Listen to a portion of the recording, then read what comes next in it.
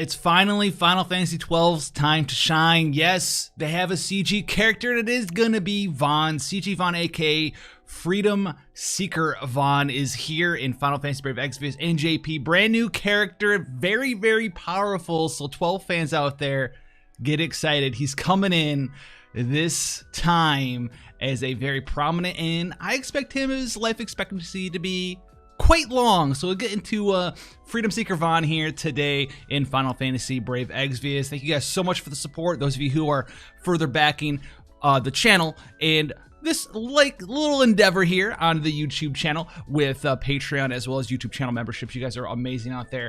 If you want to see those rewards for the various tiers, go ahead. But let's get into it for you guys right here. Freedom Seeker Vaan coming in with all the likes in the world. Let's check out his TMR. His TMR is a materia. It makes you immune to paralysis, gives you 20% physical dodge, and gives you 50% true dual wield. So this is like, it's pretty much, it's a lot of places around the world out here. It's pretty good. It's pretty decent. Does a lot of different things. If you're looking for physical dodge, this is actually insane. 20% is a large amount of dodge, on top of the fact that it does give you 50% true dual wield and it makes you immune to paralysis. So, you know, it's not like it's attack plus true dual wield or anything like that. It's like super crazy. If you're trying to utilize all avenues that this materia is going to give you, it's going to be a little bit hard out there, but you can do some pretty wonky stuff, maybe like a provoke unit who's true dual wield doing a damage dealing sort of thing. But it's pretty cool though. His super TMR is a sword here, which is even more interesting. It's 163 attack, one-handed sword that gives 30% physical dodge and 30% draw attack. So now you can kind of see what's going on here. His TMR gives true dual wield and dodge. His super TMR gives draw attacks and dodge. So you can kind of concoct a crazy plan here with this character or another character. But this isn't why he's good. These TMRs and super TMRs are not why he's good. He's going to be a chain finishing type character and a very powerful breaker at the same time. As you can see, his chain family there is a roll array. He only has one chaining skill, but this is going to be an insane thing because your breaker is going to be able to do some good damage. So he's going to be kind of like the next avenue of Final Fantasy X-2 Riku. All right, so Riku is still different than Vaan is, but they're pretty similar, but they do different things at the same time. So let's get into it right here. Let's scroll down into his equipment selection as well as his abilities. Weapon selection, dagger, swords, katanas, throwing weapons, as well as the pew pew guns. His armor selection, both light and heavy shields, hats, clothing, and light armor. Now let's get into his actual skills here. This first skill here, his series bonus boss battle skill, is going to be a 6-turn cooldown available on turn 1. It's going to be a 40 times multiplier to one enemy, and it's going to remove all buffs from that enemy as well. So he's got a dispel plus a chain finishing skill there. So this is a way for you to dispel, maybe do some damage, and it is going to be a part of his double and triple cast that he does have access to. Now moving into some other skills here, he's got a steal, not that big of a deal, and as you'll notice, all of his skills, one-hit skills here for the most part here. Now, he does have, at 5-star level 30, a 75% attack, defense, magic, and spirit break for 2 turns to all enemies. It also is going to be a 15 times multiplier. He also has a 100% chance to provoke for 2 turns, has a following skill. So he can be your provoke tank for you if you want to. This plays in line with his super TMR, his TMR, where he can dodge, do damage, chain finish, break for you, as long as you're, you know, you have the gear or whatever to utilize him that way. But you don't have to use them in that way if you don't want to, but it is there for you to do. So keep that in mind as well. He does have a re-raise here, revive, or not a re-raise, a raise of 20% HP. That is 20% of his own health to himself. Small little thing that he can do, but it is part of his triple cast. So maybe you use that to save a raise action from one of your healers, so your healer can, you know, heal them up and then, you know, apply buffs or whatever it is that you want to do there. Now moving into his next 2 skills. He has a 120% fire and wind imperil on 2 different skills there. These also have 20 times multipliers. These are not his big damage dealing skills. These are just some of his utility skills that he has access to. And their multipliers aren't bad. They're 20 times as bonus stuff that you can just tack on if you want to. Now these skills also will unlock 2 other unlockable skills that we'll go over in the future here. Now, at 6-star level 45, he has an 80% attack, defense, magic, and spirit break for 5 turns to one enemy. This isn't a cooldown skill. You know, this is just, he has this sort of thing. So he's very, very, very, very powerful in his breaking capabilities. And this skill also is a chain finishing 20 times multiplier on top of that. So You can see chain finish plus breaks plus utility plus you can be your dodge provoke tank. He's pretty powerful. Now his next skill here, 6-star, simple 35 times multiplier chain finishing skill. He gets dual cast at 6-star level 100. At 7-star he's going to get triple cast here, and then we'll get into his cooldown skills. Remember, we still have those unlockable skills to go over as well as his limit burst. So his first cooldown skill here, 4-turn cooldown available on turn 1. 250% attack buff for 5 turns to Seeker Vaan here. Also is going to be a 40 times mod chain finisher, and then it's going to give a 10 times multiplier increase for 5 turns to a lot of his various skills that we just went over. So this is going to help him do more damage in the future, as well as do damage when you cast this skill. His second cooldown skill here is very cool, very awesome in my opinion. It's 4-turn cooldown available on turn 1, and it's gonna sound a little weird when we talk about this, but what it's going to do is when you cast the skill, it's gonna give you evade 1 physical attack for 1 turn to all allies. So it's gonna give a mirage stack to your entire party, which is, you know, kind of whatever. But the next turn, it's gonna automatically at the start of your turn auto cast this skill again. And the turn after that, it's gonna auto cast this skill again, and the turn after that, it's gonna auto cast this skill again. So 4-turn cooldown, turn 1. AoE Mirage turn 2, AoE Mirage turn 3, AoE Mirage turn 4, AoE Mirage. The turn after that, guess what? You can use this skill again. So you can keep up AoE Mirage every single turn as long as you cast this skill 1 time every 4 turns.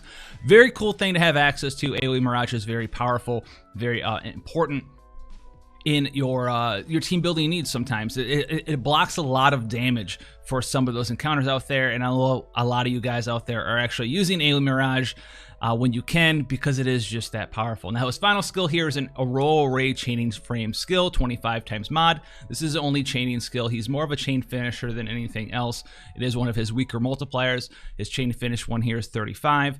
And this one right here on his cooldown skills 40 times, so you can see what you can do with him. Obviously, if you have someone else that can AoE Aurora Ray, or single target Aurora Ray, I should say, it's a possibility that you can cast Aurora Ray with that other chaining partner, and then you'll maybe cast one of his chain finishing skills afterwards and go ahead and finish on top of that. Now let's get into his passives here. We'll sort them real quick. As you can see, he's got a lot of attack passives and some defense and spirit passives, HP passives, etc., etc. So a lot of passives out here. Was 120% unconditional attack, 100% true double hand attack, 50% true dual attack. He has beast and human killer of 100%. He does have a lot of physical evasion passively, 40% physical dodge. He's immune to paralyze, he's immune to petrify, as well as poison and disease. He does have base dual wield, and here's the important thing, he does have the true dual wield cap, so he's gonna be a true dual wield chain finishing breaker support character with a lot of high tide, 200% base high tide, 3 limit burst gauge crystals per turn. He's a CG protagonist, so he does start with his limit burst gauge filled. Very, very, very powerful. Very, very, very prominent character. His super TMR / Trust Master reward activated trust ability is going to be defense and spirit, or defense and HP, excuse me, 30%, 50% of that high tide, 3 limit burst gauge crystals per turn, and it's going to make him immune to paralysis as well as petrification. Those other skills that we talked about, the conditional skills that you allowed him to unlock, are actually going to be 130% Imperil. So this is going to be a step up from the other Imperils we have. You know, they're nothing that's going to make you start doing a bajillion more damage than before, but they are there. So it's going to be 130% Imperil with a 22 times multiplier that enables a special skill to the caster for use for 1 turn. And we can scroll down, check it out.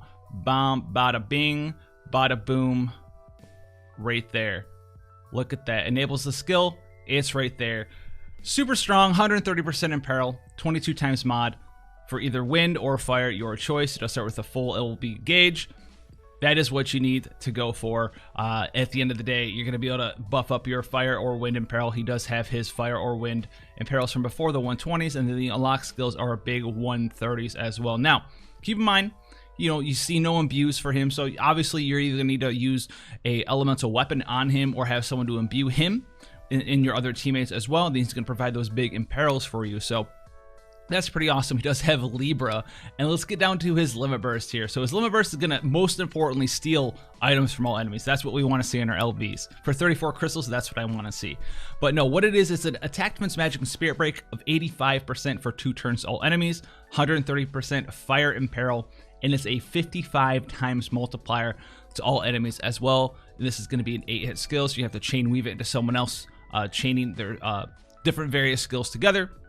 which is fine because he's a chain finishing character. You can put that in there, sort of how we used to do back in the day with CG2B, or not CG2B, I wish, 2B's Limit Burst, where you just kind of start building the chain and then fire her Limit Burst off in there. And 55 times mod doesn't seem like a lot, but remember, Advent Children Cloud's modifier on his Limit Burst is 56 times, I do believe. He does have a lot of Limit Burst damage increases and things of that nature, which CG Vaan does not have. But the thing Vaan has that, you know, someone like CG Cloud doesn't have is the 6 times multiplier chain cap. So it's going to allow you to do 50% bonus damage compared to someone who does not have that 6 times mod chain cap. So he's in here doing a lot of cool stuff. If you're looking for a breaker, he's not going to be coming out for a long while.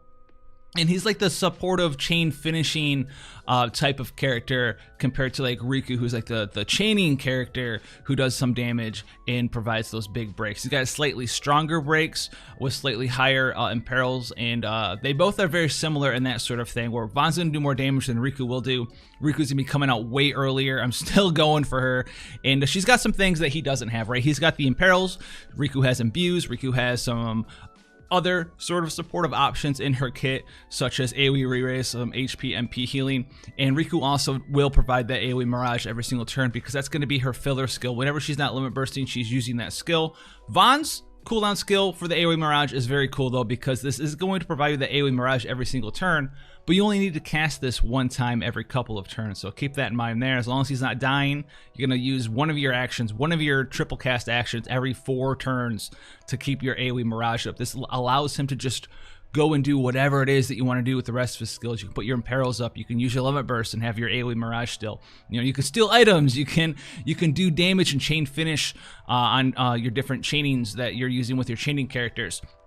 So Vaan's gonna allow you to if you compare Vaan to Riku, like Riku wants to be a part of a team of chain finishers, so she can build the chain for the chain finishers, whereas Vaan wants to be in your more typical team, your more chaining frame family team, where your damage dealers are actually building the chain and you don't really have room for a chain finisher. Vaan's gonna be able to be that breaker for you and then chain finish on your main damage dealer's chain. So very cool character. Freedom Seeker Vaan is out there. Let me know what you guys think about Freedom Seeker Vaan down below. He just came out in JP. He's not coming to global for a long time. He's very powerful, very cool. I think he's gonna be prominent for a long time. 80% breaks on domain, 85% breaks on his limit burst. Very strong, very cool stuff. Now remember, his 80% break though right here on his non-cooldown skill is single target. Single target, this one right here. It is for 5 turns though, but it is single target. And then his limit burst is 85% and it is AoE, but it's only 2 turns. So you need to, get some other stuff going off. It is pretty easy to fill up though. Like we said, 200% high tide, so limit burst gauge fill rate. I like him very much because he's very flexible. He's got a certain role in your team and he's very good at it, and then you could allow him to do other stuff on top of that. That's why I think he's so strong. You can just bring him to break and do damage with his chain finishing skills, and then on top of that, if you want to get in there and get more involved, you can make him your evasion tank, right? Your evasion provoke tank, because he has access to that while doing damage, while doing your breaks. There's a lot of cool stuff that he can do. So let me know what you guys think about Freedom Seeker Vaan down below. If you're saving it for him, I know you Final Fantasy 12 fans will be, but let me know about that. And then once again, thank you so much for people who go that further step to support the channel via Patreon as well as the YouTube channel memberships. Until then, guys, I'll see you in the next one, and take care.